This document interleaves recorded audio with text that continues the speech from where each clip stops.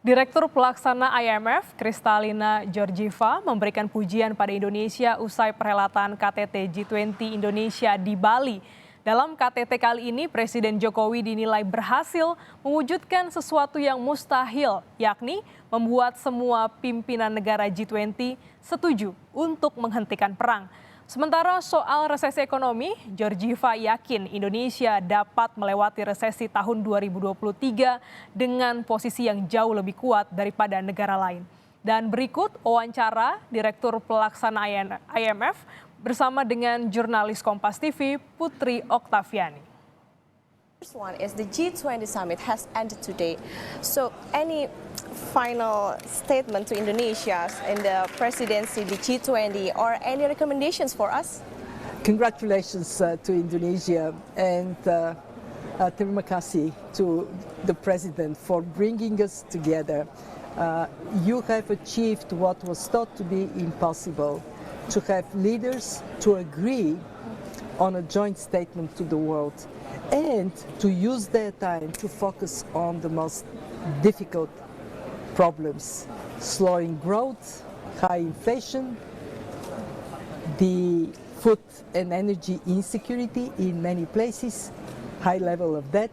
So we have done a lot to bring consensus on these issues thanks to the summit in Bali.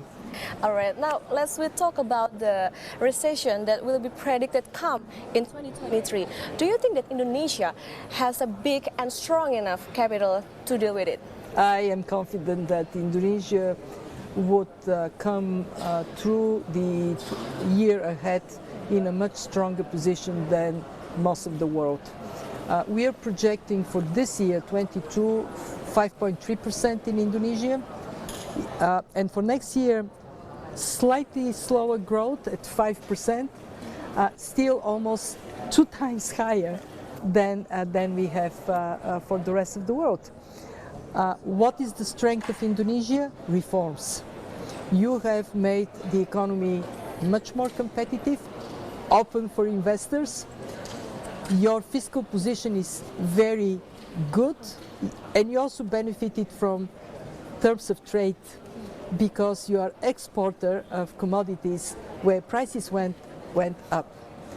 But on top of these good actions, you have vibrant young population, and that is a huge benefit for Indonesia.